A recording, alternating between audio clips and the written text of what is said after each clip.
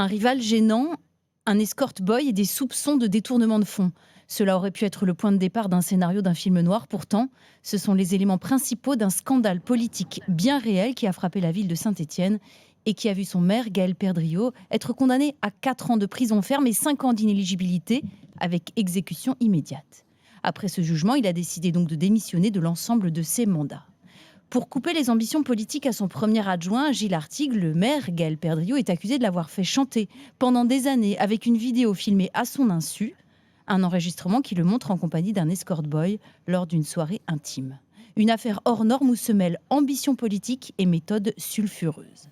Alors comment le maire et son entourage ont-ils pu mettre en place ce plan machiavélique ? Comment ce scandale a-t-il fini par éclater aux yeux de la France entière? Je suis Pauline Revenat et vous écoutez un nouvel épisode d'Affaires suivantes, le podcast inédit.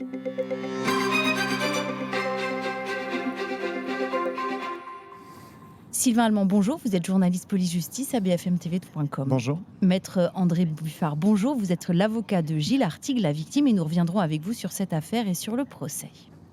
Mais d'abord, retour sur le début de ce feuilleton politico-judiciaire. Sylvain, tout commence dans le microcosme politique de Saint-Étienne. Oui, en 2014, comme tous les Français, les Stéphanois sont invités à se rendre dans les urnes pour élire leur maire. Une élection municipale qui s'annonce très serrée dans la ville. L'édile socialiste sortant, Maurice Vincent, est pressenti pour être le vainqueur. Alors pour gagner la mairie, le candidat UMP Gaël Perdriau est contraint de pactiser avec les centristes de l'UDI et du MoDem en créant une liste commune.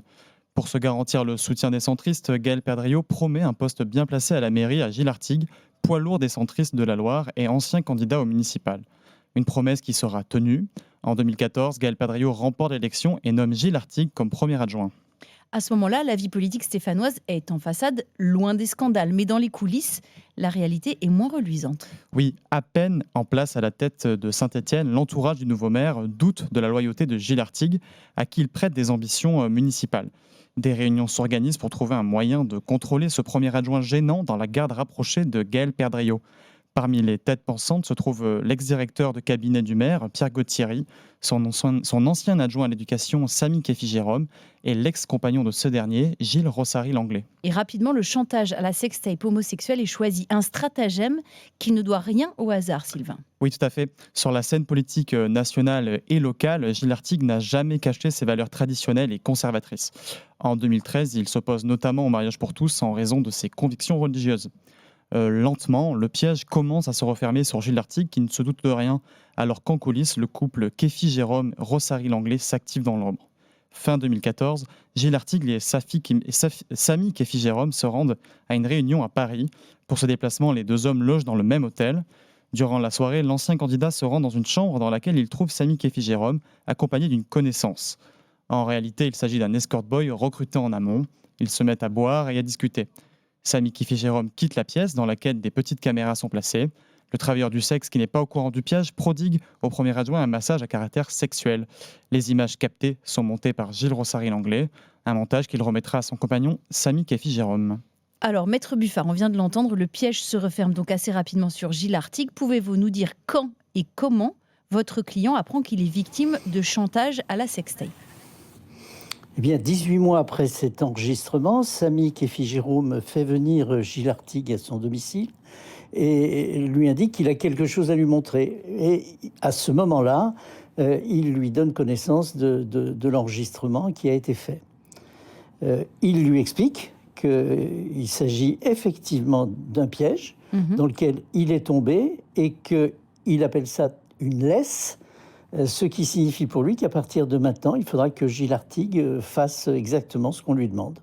Alors, ce chantage va durer près de 10 ans. Comment expliquer que Gilles Artigue reste silencieux tout ce temps ? La peur. Le chantage est toujours basé sur les mêmes fondements. Ça consiste à dire à quelqu'un, si vous ne faites pas ce que je dis, je vais dévoiler une partie de votre vie dont vous n'avez pas envie qu'on parle. Et naturellement, Gilles Artigue vit dans la terreur que cette sextape soit diffusée sur les réseaux sociaux, ce qui signifie la fin de sa vie familiale, la fin de sa vie politique. C'est donc par peur qu'il va, pendant toutes ces années, accepter tout ce qu'on va lui demander. Mais 10 ans, ça doit être un supplice, en fait. 10 ans, c'est énorme. C'est un supplice. Il va tenter à plusieurs reprises de s'en ouvrir à des proches, à des amis, Mais les conseils qui lui sont prodigués alors, ils sont simples. C'est si vous parlez, si vous dévoilez l'affaire, eh ben, le risque, c'est que cette sextape soit diffusée. D'ailleurs, à plusieurs reprises, et on a les enregistrements de ces conversations, dire au maire et à son directeur de cabinet, si vous continuez, je vais saisir le procureur de la République. Mais la réponse tombe. Si vous faites cela, dans les jours qui suivent, les parents d'élèves de l'école dans laquelle sont scolarisés vos enfants auront dans leur boîte aux lettres une copie de la sextape. Alors justement, ces années de chantage vont prendre fin, Sylvain, lorsque Mediapart révèle l'affaire.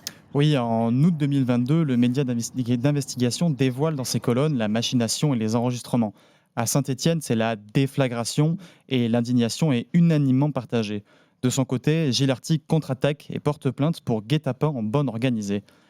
Gaël Perdriau clame son innocence et dit ne pas être au courant de cette affaire. Dans son propre camp, les soutiens s'amenuisent au fur et à mesure que les révélations sur le traquenard s'accumulent et que les chefs d'accusation s'aggravent.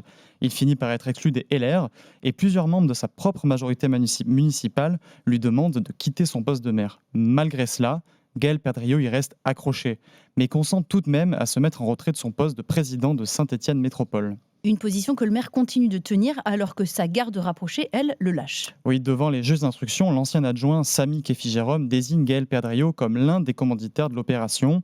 En janvier 2024, son ex-directeur de cabinet Pierre Gauthieri déclare au magistrat que c'est bien le maire de Saint-Étienne qui a décidé de piéger son premier adjoint. De son côté, l'homme qui a révélé l'affaire à Mediapart, Gilles Rossary-Langlais, continue de charger Gaël Perdriau dans la presse. Lâché par ses plus proches collaborateurs, l'édile est maintenant isolé et sa défense se fissure. Et l'accusé n'est pas au bout de ses peines. Oui, Gaël Perdriau se voit lester de nouvelles mises en examen pour détournement de fonds publics et association de malfaiteurs. Pour rémunérer les auteurs de la sextape, l'édile est accusé d'avoir utilisé des subventions municipales d'un montant estimé à 40 000 €.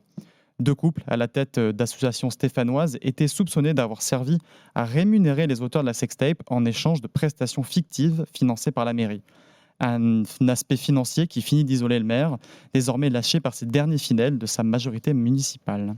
Alors, maître, durant le procès, la garde rapprochée de Gaël Perdriau a assumé son rôle tout en chargeant le maire. Et face à cela, quelle attitude Gaël Perdriau a-t-il adoptée pendant ce procès et comment expliquer sa posture ? Eh bien, tous ceux qui ont participé à l'opération avec et autour du maire ont effectivement fini par reconnaître leurs responsabilités, y compris au cours du procès où ils vont dire, en ce qui concerne le directeur de cabinet, que l'opération a été commanditée et avalisée par le maire, et ceux qui l'ont mise en place, qu'ils ont obéi aux ordres qui leur étaient donnés pour réaliser l'opération. Face à tout cela, effectivement, Gaël Perdriau maintiendra contre vents et marées et jusqu'à l'audience des dénégations d'innocence. C'est difficile à admettre dans la mesure où, encore une fois, les charges qui ont été apportées tout au long de l'instruction et qui sont confirmées lors du procès démontrent de façon évidente sa participation à l'origine du projet, lors de sa mise en place et ensuite l'utilisation de cette sextape pour faire chanter Gilles Artigue. Donc une ligne de défense qui n'est pas facile à tenir et qui surtout ne va pas porter ses fruits, Sylvain. Oui. Malgré ces dénégations, le tribunal correctionnel de Lyon a déclaré Gaël Perdriau entièrement coupable. Il est donc condamné à 4 ans de prison ferme et à 5 ans d'inéligibilité avec exécution immédiate.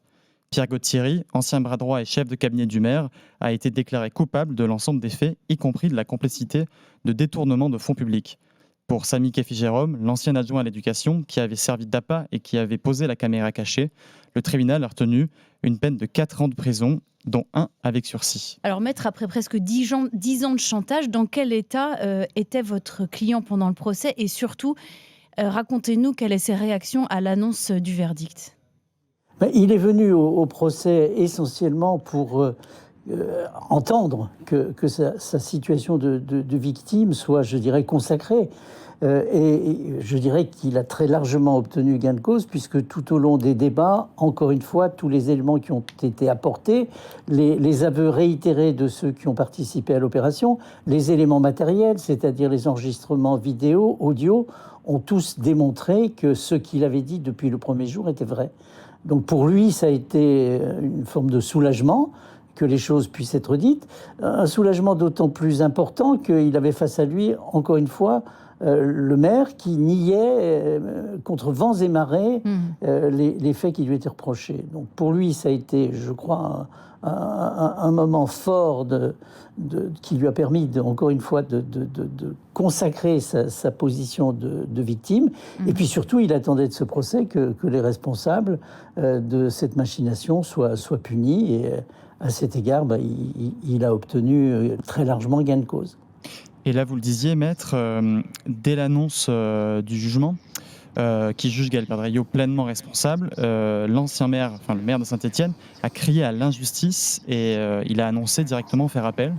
Comment vous réagissez du coup à cette déclaration et à cet appel ? Alors je rappelle d'abord qu'il a été condamné à 5 ans, dont 1 an avec sursis, c'est-à-dire 4 ans ferme avec exécution provisoire. Et qu'effectivement, après l'annonce du délibéré, il a annoncé qu'il faisait appel et qu'il était victime d'une injustice. Mais il est toujours dans la même logique. Et encore une fois, on s'aperçoit qu'aujourd'hui encore, il explique, il affirme que cette décision est incompréhensible. Moi, je lui conseille de lire attentivement la décision qui a été rendue par le tribunal et ses motivations. Et peut-être que là, il finira enfin par comprendre pourquoi il est condamné. Alors, à quoi ressemble la vie de votre client aujourd'hui ? Est-ce qu'il a le sentiment que son honneur a été lavé ? Oui, il a le sentiment que les choses ont été aujourd'hui bien remises en place, que son honneur est lavé.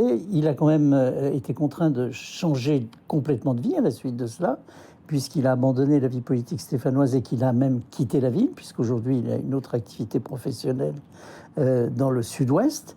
Mais il a effectivement le sentiment, par ce verdict, qu'il a été totalement cru, que ceux qui ont commis ces faits abominables ont été sanctionnés, et il a le sentiment, dans ces conditions, qu'il va pouvoir passer à autre chose et reprendre une nouvelle vie. Merci beaucoup, Maître Buffard. Merci d'avoir été avec nous. Merci, Sylvain. Voilà pour notre épisode d'Affaires suivantes, le podcast inédit. Tous les épisodes sont à retrouver sur bfmtv.com ainsi que sur l'ensemble des plateformes d'écoute. On se donne rendez-vous la semaine prochaine. À bientôt.